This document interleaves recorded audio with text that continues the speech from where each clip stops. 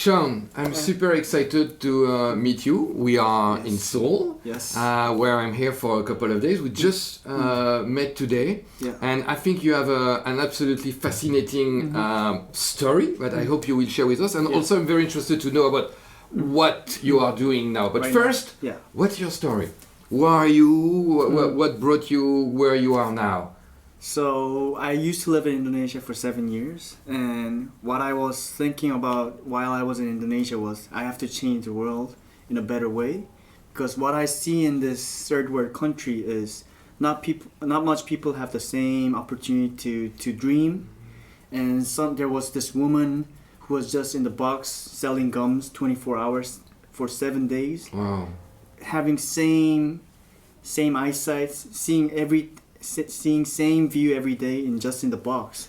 So ever since then I was like thinking, what is the purpose of life, and I should define how I should live. And there was how old were you at that time? I was like 16 when I was in Indonesia. Quite young. Yeah, I was quite young, but I was questioning serious about my life. So I was thinking, what is the purpose of our life? And I started to think why we are created. And I realized, even though I was an atheist, I realized there's an intellectual being who created this world. Because every morning and day, there's sun and moon rotating Earth, which is way much bigger than Earth, but it's rotating in exactly the same way with the system. So I thought there's an intellectual being who created this, designed. So I realized it was designed. So I questioned again, who designed this world then? Why he designed human to live on Earth? And one of the things I realized is what we are keep on doing is consuming on Earth. So I thought we are like amoebas, single cellular molecule to just consume. So I was thinking very negatively about human being. So even like if I look at my family photo, I was like, this is a group of amoebas. My apartment is like a colony. Like you were like 16 and thinking about all these things. Like we are a group of amoebas. Yeah. So I was like about to suicide, you know. You felt bad. Yeah, I felt bad about it. And everything I do, there's nothing pure about any decision that I do. Like, for instance, breathing, eating, drinking. Even I thought like loving girlfriend. So basically all those signals comes from my neuron, like my instinct, not from my 100% as me. And even the thinkings that I do, is I'm actually thinking in Korean or English. You're thinking in English the way you think, or France. So it's not pure. You cannot be pure at all. So I was thinking, what's the most purest thing that human can do? And I realized maybe can be a suicide. So it was a very dangerous thinking. Wow. That suicide is the only pure thinking that human can do, pure choice by our instinct.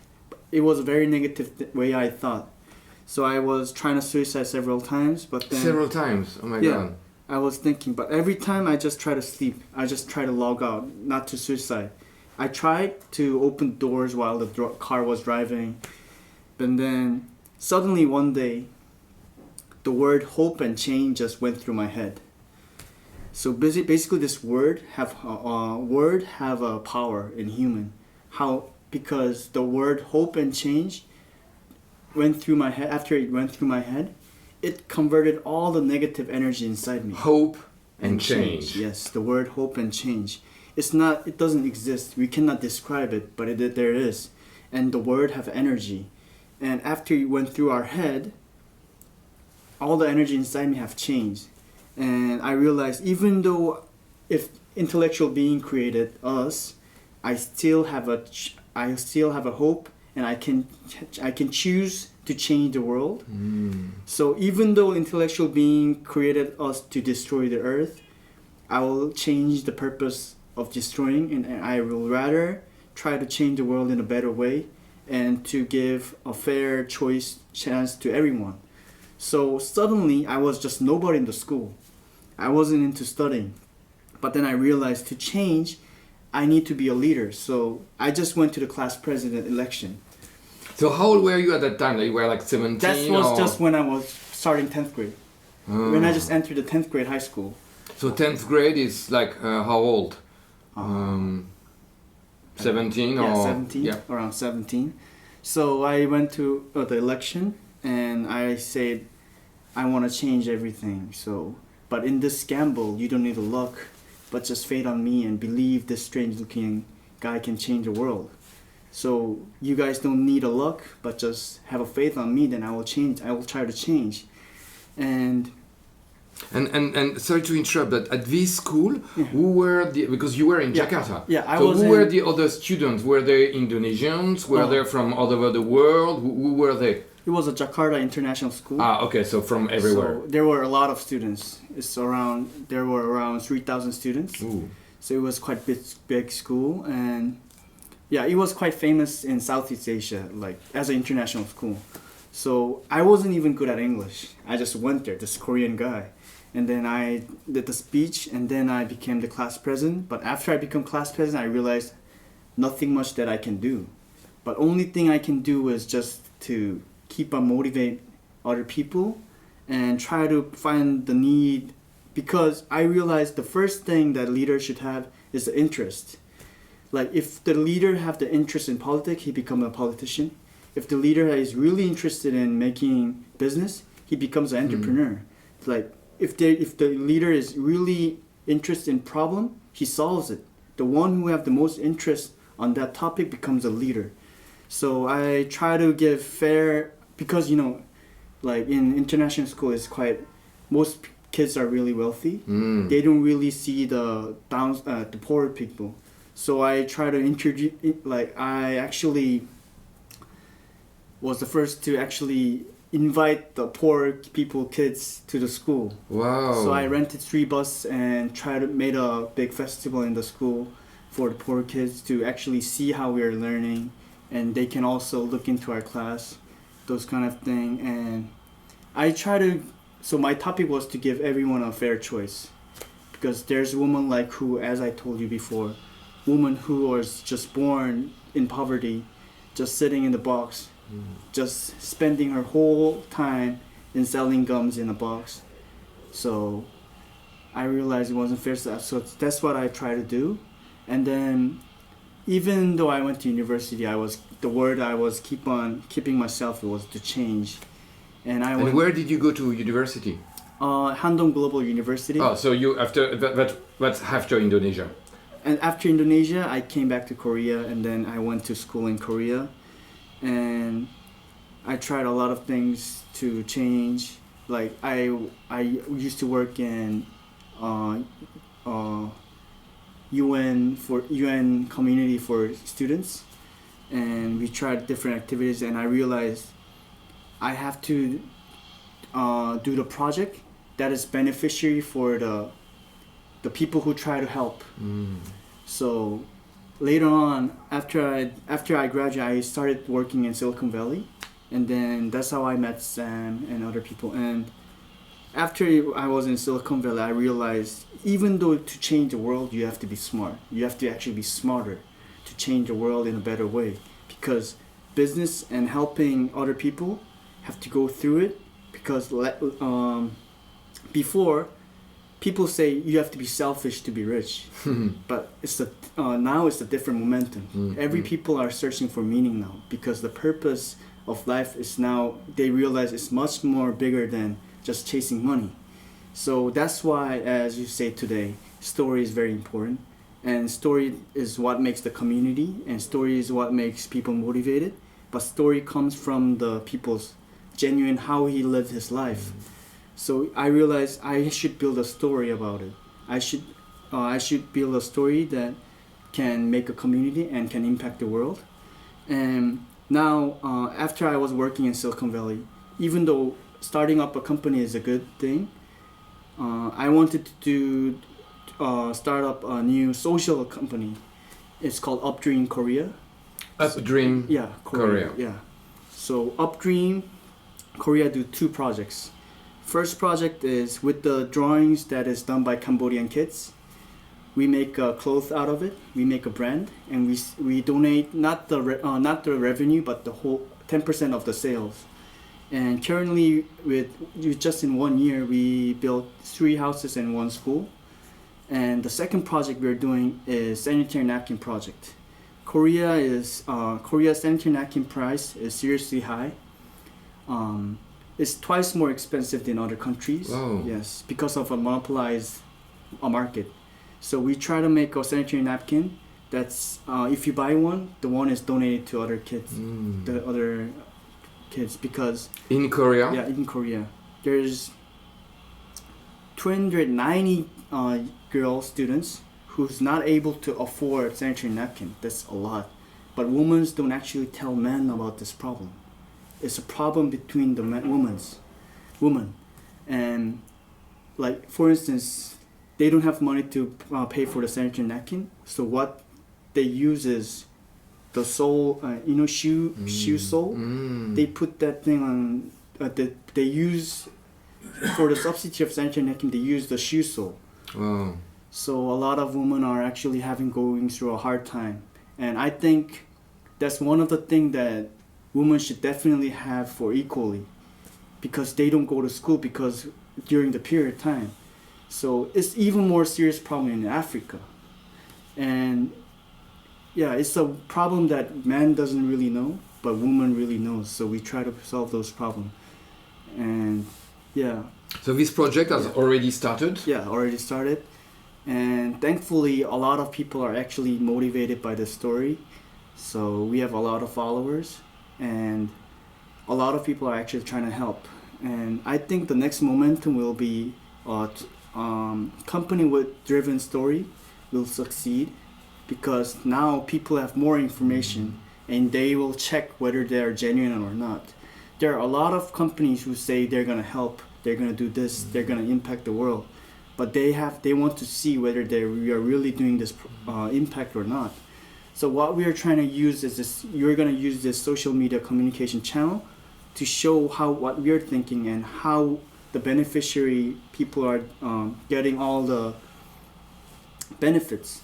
So what we do every year is every year we are actually inviting our customers to actually visit Cambodia and see how we built the house. So this February, with 17 customers, we went to Cambodia together. And did so they can see the actual work, the actual project. We want to say you guys are really part of this. And I think it's inside people's need to pursue goodness. There's also people who doesn't believe in good and bad, but there are also people who believes in good. I think that's also inside every people's need. They want to do good thing, but they cannot because they're too busy. But as they participate in part of it, they feel satisfied. But the strange thing is, so basically with the customers, we went to Cambodia together to build house and to help the other Cambodian kids. And what we realized, there's two volunteer who actually changed. There was two women, one who used to be a announcer in a broadcast company. She quit her job and tried to after the trip.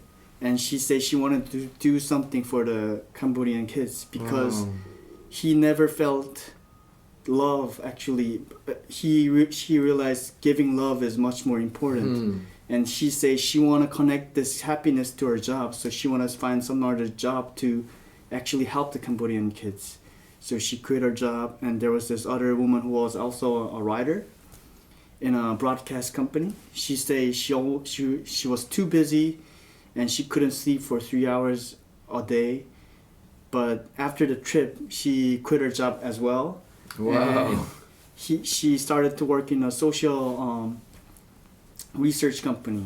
So what I realize is we should also provide customers the opportunity to be changed and try to pursue something that could be more meaningful for them. And about people having dream, I think questioning is most important. Like, some people change through crisis in their life, but some people change through the question, because question is what reframes our thoughts and directs how we think. So, like, a lot of philosophers like Socrates, they always discuss in questions. So good question is what makes people change. Like me, I changed in middle school because I was questioning myself fearlessly about life, and that changed me. And also indirect experience, like seeing Cambodian kids also change their life. So I think definitely there should be an event where you get to really seriously think about your life. Then it will change people and question your life. Yeah, I have a question. Obviously, you're younger than me, and obviously you're not. If I may say, if it's not offending, you're not a typical Korean, because you lived in Indonesia, you live in the US, you travel to many places. How do you see your peers, Korean people of your age? How do you see them regarding your ideas? Are they welcoming your ideas? Do you see the culture in Korea changing? I'm asking because I came to Korea for the first time more than 25 years ago. And I can see it changing, but I don't know that many young people like you. So how do you see the Korean culture changing among younger people? So Korean is very famous for competition, very competitive. The education curriculum is based on competition. The higher grade goes to higher school, better school, and life goes on in Korea like that. So, but some point they realized, the Korean young people, even through the competition, you cannot win at some point, because of the bipolarization that happened in Korea extremely in the last 5 years. So actually, how young people change is, they actually giving up competition. Oh, and you think many of them? Yeah, many of them. And they actually gave up the competition, and they just try to live how they want to. Like, you only live once, and they just trying to do what they love to do. And that's why I think a lot of people are trying to going into fashion industry in Korea right now. That's what's happening. And fashion industry, and a lot of people are also actually volunteering for going social service in foreign countries. Yes, and a lot of young people are actually going out from Korea and just traveling around the world. A lot of young Koreans, they just want to go out, escape from this competition, hot boiling Korea, and to other world. And very that's interesting. And I have another question. How do you see yourself in 10 years? What is your dream? Where would you like to live? What would you like to do in 10 or 15 years? Well, basically, I don't never want to change only money. I'm not saying money is bad, but I always want to be a person who can be a catalyst for changing the world. So what I'm doing beside the social company, what I'm trying to do is, we want to help technology company and small companies who can actually impact the world in a better way, but who doesn't have a chance because they don't have the connection for market entry to foreign countries or financially. So we are trying to build a venture capital company to help those talented people as well, and also a company that can socially impact the people as well. So within 10 years, I just want to be a catalyst to change the world in technological way and also social way. I just want to do anything that could actually change the world. And I met a lot of mentors actually helped me out as well. So I want to let this, I receive so much love, so I want to let it flow to other people as well. And be a mentor again for you. Yes, because I received so many chances from those mentors, and I think I should be the one who also should be able to give chance to other young people as well. Fascinating. Yes. My last question. Yeah. What would be your 3 advice? If you don't find 3, no problem. What would be your top 3 advice for a young person to be what I call future ready, future proof? What are the most important things to be ready for this new world emerging? First, they have to know the whole picture of the world first, I think. They have to, if you're a student, you have to know how fearlessly other students are studying, like in Ivy League. Then you can set up how you can set up a bar high. So, like for instance, Korean university students think they're studying the most hardest. But if you go to India and Ivy League, there are more students who's trying to fearlessly studying. And I think studying is very important because the more you know, the more you can do and more you can impact. And studying is part of a way to achieve your dream. So you should never stop studying, not only in school but in your life, in a whole journey. So the first thing is always study from people and books. And the second thing is you really need to find your purpose of dream in life. Find your purpose. Yeah. Yes. If you set that up, then everything will be so much easy. You'll just find a way. You have to imagine your future self every time. Yeah. And the third thing is, as I said before, you have to imagine your future every day. So, because how imagination helps you to go through this uncertainty of life is, for instance, you're living a bad day today. But if you imagine a day when you succeed, you can actually borrow the energy from the future to live today. So what I do is, even though I go through bad days, I think of the day when I will impact the world and help other people succeed. Then I can borrow that energy from the future imagination to live today. So that's how I will always go over through the hard time. And if you set up a strong purpose of your life, you can go over other obstacles as well. So it shouldn't be fake. So what you have to do is really build your story in life that's genuine to yourself. And if it's genuine to yourself, you'll be able to work with other people to actually change the world. Wow, thank you so much. It's been absolutely fascinating meeting you. Is there any way people can either contact you or learn more about your project? Is there any website or Facebook page? How can people learn more if they want about your project? We have a website of our company called Updream Korea. Okay. So it's www.updreamkorea.com. Okay, excellent. And you can always search on Facebook.